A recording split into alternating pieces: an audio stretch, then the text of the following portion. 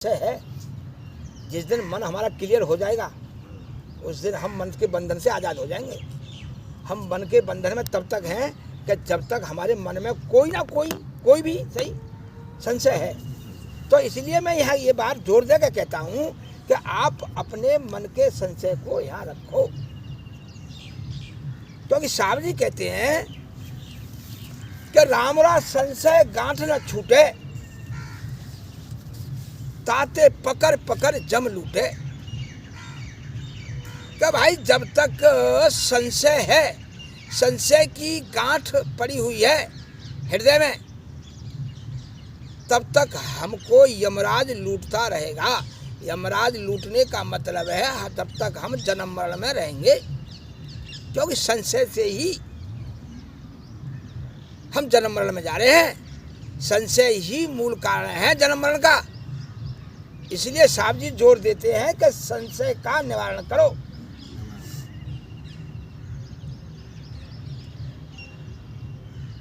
यही बात उन्होंने कही कि रामरा संशय गांठ न छूटे, ताते पकड़ पकड़ जम लूटे।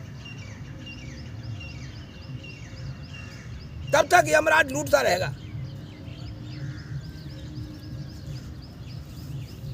तो संशय सब जग खंडिया, संशय खंडे न कोई, और संशय खंडे सो जना जो शब्द विवेकी होए।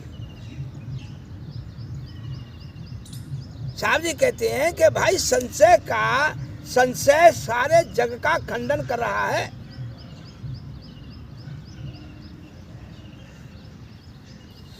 ये जो जीव है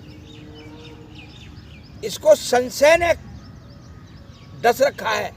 संशय रूपी सर्प ने डस लिया इसको अपने आप पर ही संशय हो गया है। लेकिन संशय तब जाएगा कि जब शब्द का विवेक होगा। शब्द का विवेक, हाँ, संशय सब जग खंडिया, संशय खंड न कोई, संशय खंडे सो जना जो शब्द विवेकी हो। जिसको शब्द का विवेक हो जाएगा, सदगुरु के शब्द का विवेक जब तक तुमको नहीं होगा तब तक आप संशय में हैं, और जब तक आप संशय में हैं तब तक आप देह लेते ही रहोगे, बच नहीं सकते। यानी देहासक्ति, देहासक्ति रूपी जो कांटा है वो आपके चुभता ही रहेगा। गर्भाशय में आप जाते ही रहोगे। कब तक? कि जब तक मन के अंदर कोई भी संशय है तब तक। जब तक आपका मन निर्मल नहीं होगा तब तक आप संशयग्रस्त हैं। और जब तक संशयग्रस्त हैं तब तक आवागमन आपके पीछे लगा हुआ है। इसलिए ही तो हम जोर दे के ये कहते हैं कि आप अपने संशय को यहाँ रखो। बिल्कुल। साहब जी की कृपा से आपके संशय का निवारण होगा। आप ये मत समझो कि इन पे संशय का निवारण नहीं होगा। आप ऐसा क्यों सोचते हो? आप ये सोचो कि आपके अंदर जो संशय है उसे यहाँ रखो, उस पर वाणी बोलेगी।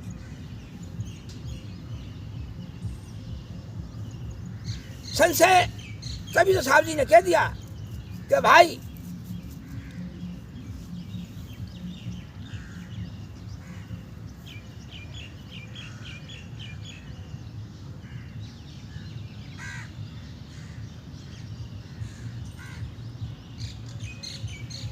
उन्होंने संशय पर बहुत जोर दिया है कि भटक मरो मत कोई।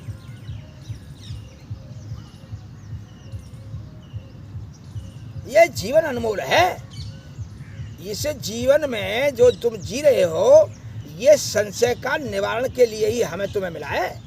कि जो तुम्हारे अंदर संशय है हम इस मनुष्य शरीर में आकर के और अपने संशय का निवारण करें। मूल उद्देश्य तो हमारा यही है। लेकिन हम कालवश माया के अधीन हो जाने से, जैसे रामायण कहती है, काल कर्म स्वभाव गुण घेरे, सदा फिरत माया के प्रेरे। काल कर्म स्वभाव और गुण इनसे प्रेरित होकर जीव सदा फिरत माया के प्रेरित, माया से प्रेरित होकर भटकता रहता है, जन्मता रहता है, मरता रहता है। लेकिन ये देव दुर्लभ तन बड़ा अनमोल है।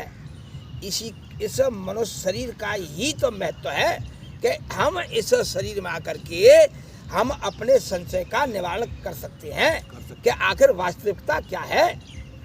जैसे अभी मीराबाई ने ये बात कही कि भाई चांद भी जाएगा, सूरज भी जाएगा, जाएंगे धरण आकाशी, और पवन और पानी दोनों ही जामे, अटल रहे अविनाशी। वो अविनाशी, वो अविनाशी, वो ही मेरा मूल स्रोत है। वो अविनाशी जो मीराबाई ने कही कि अटल रहे अविनाशी, कि अविनाशी स्वरूप को जब तक तुम नहीं जानोगे और यहाँ उसमें ठहर कर उसके वास्तविक यानी उस स्वरूप की वास्तविकता को भली प्रकार से जब तक नहीं समझोगे, नहीं जानोगे, तब तक भ्रमित होकर भटकते ही रहोगे। तुम अविनाशी हो, तुम्हारा मूल स्वरूप अविनाशी है। लेकिन मैं तो ये मानता हूं कि मैं तो क्षणभंगुर हूं, मैं तो जन्मने मरने वाला हूं। यही मेरा भ्रम है।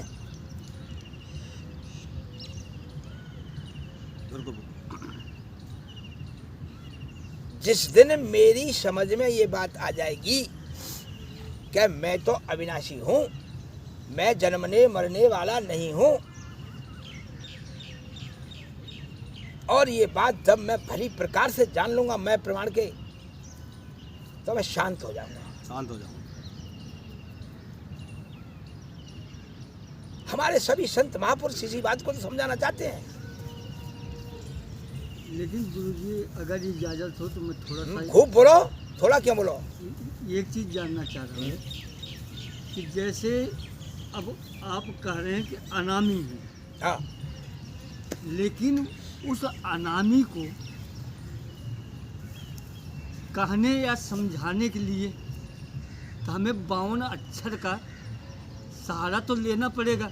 कि अपनी अगर हम 52 अक्षर का सहारा नहीं ले रहे हैं तो अपने मन की बात या उस सत्य को हम कैसे कहें, उसको कहने के लिए, समझाने के लिए 52 अक्षर का तो सहारा हमें लेना पड़ेगा। बिल्कुल लेना पड़ेगा, इसमें क्या संशय है। हाँ, क्यों कि जब तक हम 52 अक्षर का सहारा नहीं लेंगे तब तक उसके बारे में हम व्यक्त ही नहीं कर सकते, कह ही नहीं सकते।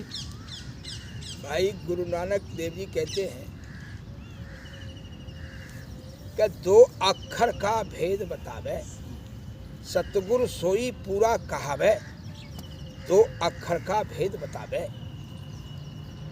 एक छुड़ावे और एक लखावे।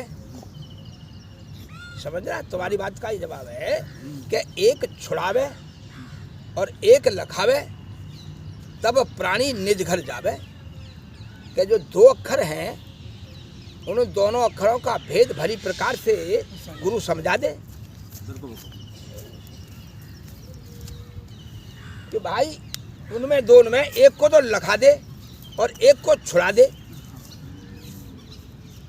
आगे कहते हैं कि जो तू पढ़िया पंडित बिन 2 अक्षर 2 नामा, जो तू पढ़िया पंडित बिन 2 अक्षर 2 नामा, प्रणवत नानक एक लंघाए तेकर सत समामा।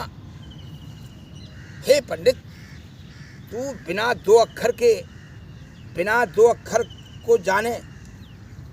कौन से 2 अक्षर? एक तो छुड़ा दे और एक लखा दे। तू जब उन दोनों को, जब तक उन दोनों का ज्ञान नहीं होगा, तू उस एक को नहीं जान सकता। जो तू पढ़िया पंडित बिन अक्षर 2 नामा, प्रणवत नानक एक लंघाए तेकर सत समामा। भाई वेद किताब पढ़े जो सांसद, सांसद माने संत, ज्ञानी पुरुष, जो वेद और किताब में उलझे हुए हैं, गुरु नानक कहते हैं वेद किताब पढ़े जो सांसद इन पर मुक्ति न होई। एक अक्षर जो गुरुमुख जापे तिसकी निर्मल होई। गुरु नानक बाबा समझाना चाहते हैं कि उस एक को जान। बिल्कुल बिल्कुल। यही बात हमने ये कई बार ये बात कही कि भाई पावन अक्षर लोक त्रय, थोड़ी सी इसे हटाकर ज्यादा ज्यादा, पावन अक्षर लोक त्रय सब कुछ ही नहीं माही। बामन अक्षर लोक त्रय का मतलब है तीनों लोकों में बामन अक्षर का ही बोलबाला है। बिना बामन अक्षर के कोई भी समाधान नहीं हो सकता। नहीं हो सकता। बामन अक्षर लोक त्रय और सब कुछ ही नहीं माई, क्योंकि बामन अक्षर संसार को चलाने के लिए है। भाई अपनी बात कहना, दूसरे की सुनना, व्यवहार है? के लिए। बामन अक्षर का तो साथ लिया ही जाएगा। हाँ, व्यवहार के लिए। बामन अक्षर लोक त्रय सब कुछ ही नहीं माई। लेकिन भाई तू कहता है कि बामन अक्षर ही सारे हैं। हम देख रहे हैं कि लोग बामन अक्षर में उलझे हुए हैं। बामन अक्षर लोक त्रय सब कुछ ही नहीं माई। भाई ये आखिर खिर जाएंगे एक दिन, वो आखिर इनमें नहीं। बिल्कुल बिल्कुल। जिसकी हमें तलाश है, जिसको हम जानने आए हैं, वो इन बामन अक्षरों में नहीं है। नहीं, ये तो व्यवहार के लिए है। 52 अक्षर जो है व्यवहार के लिए है। भाई यहाँ ये बात और एक अटक रही है। साहब जी ये कहना चाहते हैं कि आज बामन अक्षरों को लेकर के ही जीव भटक रहा है? बामन अक्षर जोड़े आन और सकयाना अक्षर एक पहचान। जिस अक्षर की हम बात कर रहे हैं वो तो जाना ही नहीं और बामन अक्षर में उलझ के रह गया। बिल्कुल बिल्कुल। बामन अक्षर से आगे बढ़ा ही नहीं। और तू अगर बामन अक्षर पर ज्यादा गुमान करता है, तू अपने आप को ये समझ रहा है कि मैं बामन अक्षर में मैं साधना जो कर रहा हूँ वो सत्य है।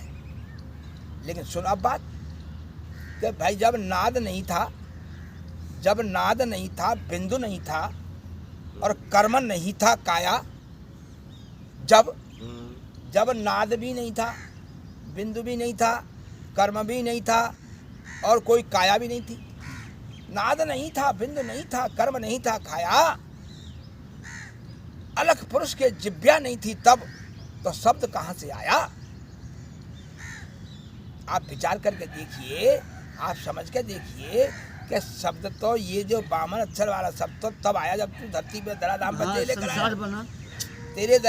तेरे जब शरीर नहीं था तब बामन अक्षर नहीं था। तब ये 52 अक्षर कहा था। साहब जी कहते हैं, इस बात को बाइबल भी स्वीकार करती है कि शब्द ही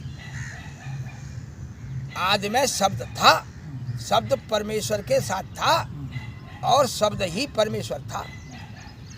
यही बात गुरु नानक भी कहते हैं कि भाई शब्द ही धरती, शब्द ही आकाश, शब्द ही शब्द भयो प्रकाश, सगली सृष्टि शब्द के पाछे, नानक शब्द घटाघट आज।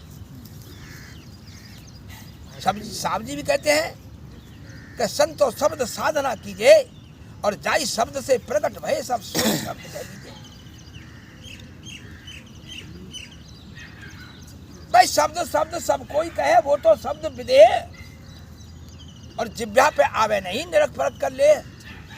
तो हमारा यहाँ कहने का जो महत्व है, हम ये चाहते हैं कि उस शब्द को जानो जिस शब्द से तुम्हारे संशय का निवारण होगा। बिना शब्द को, मर्म को जाने आपके संशय का निवारण नहीं होगा। और उस शब्द के दाता है सदगुरु, है भैया। बिल्कुल।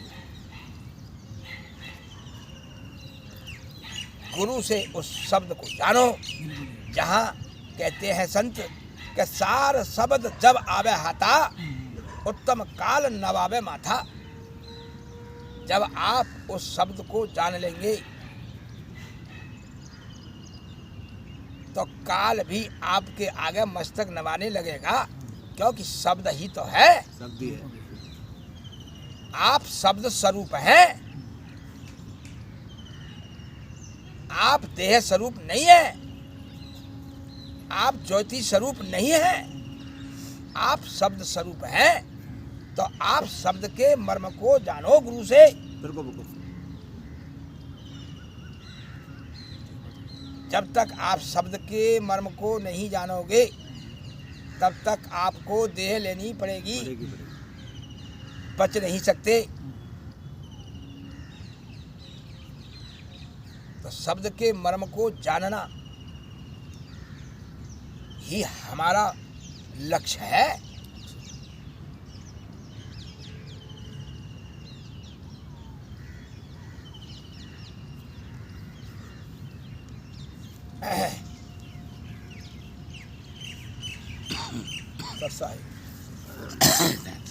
अब तुम